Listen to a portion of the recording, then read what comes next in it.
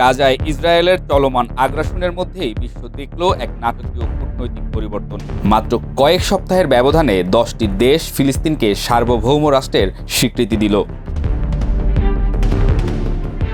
তালিকায় আছে Mexico, Norway, Ireland, Spain, Slovenia, Armenia, Bahamas, Trinidad ও টোবাগো, জ্যামাইকা এবং বার্বাডোস। ইউরোপের প্রভাবশালী দেশ ফ্রান্সও ইতোমধ্যে ঘোষণা করেছে তারা জুন মাসের মধ্যেই ফিলিস্তিনকে স্বীকৃতি দিতে পারে। এ পর্যন্ত ফিলিস্তিনকে স্বাধীন রাষ্ট্রের স্বীকৃতি দেওয়া সর্বমোট দেশের সংখ্যা 147।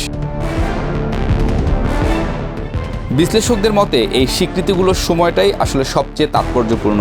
গাজায় হাজার হাজার মানুষ নিহত, লক্ষাধিক বাস্তুচ্যুত, ধ্বংস হয়েছে হাসপাতাল, স্কুল, জল ও বিদ্যুৎ ব্যবস্থা।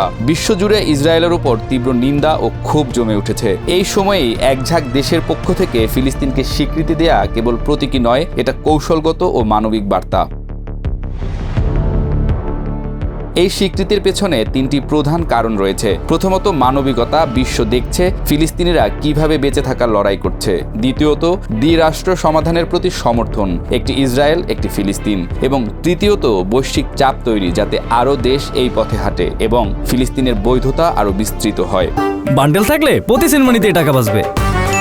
বিকাশ সেনমানি বান্ডিল কিনে জিতুন প্রতি লেনদেনে। ইসরায়েলের প্রতিক্রিয়া ছিল প্রত্যাশিতভাবেই করা। তারা বলছে এটা সন্ত্রাসের পুরস্কার। তাদের মতে এতে হামাসের মতো গোষ্ঠী উৎসাহিত হবে। কিন্তু সমালোচকদের মতে এই ভাষা আসলে আতঙ্কের বহিঃপ্রকাশ। কারণ এখন শুধু মুসলিম বিশ্ব না, লাতিন আমেরিকা থেকে ইউরোপ পর্যন্ত অনেক রাষ্ট্র ফিলিস্তিনের পক্ষে অবস্থান নিচ্ছে। ইসরায়েলের অভ্যন্তরেও এখন যুদ্ধবিরতির দাবিতে আন্দোলন জোরদার হচ্ছে। হাজার হাজার ইসরায়েলি নাগরিক, চিকিৎসক, সেনা কর্মকর্তা, এমনকি প্রাক্তন গোয়েন্দা প্রধানরাও প্রকাশ্যে বলছেন নেতানিয়াহুর যুদ্ধনীতি ইসরায়েলকে বিপদের দিকে ঠেলে দিচ্ছে। ফিলিস্তিনে ধ্বংসযজ্ঞ চালানোর এই নীতি ভবিষ্যতে কূটনৈতিক বিচ্ছিন্নতা ডেকে আনতে পারে। এই স্বীকৃতি ফিলিস্তিনের অভ্যন্তরেও একটি নতুন আশার জন্ম দিয়েছে। দীর্ঘ সময় ধরে অবরুদ্ধ ও বিধ্বস্ত একটি জনগোষ্ঠীর জন্য আন্তর্জাতিক সমর্থন মানে অনেক কিছু। এই স্বীকৃতি সরাসরি অর্থনৈতিক বা সামরিক পরিবর্তন না আনলেও এটা আন্তর্জাতিক আইনে একটা স্পষ্ট অবস্থান তৈরি করে দেয়।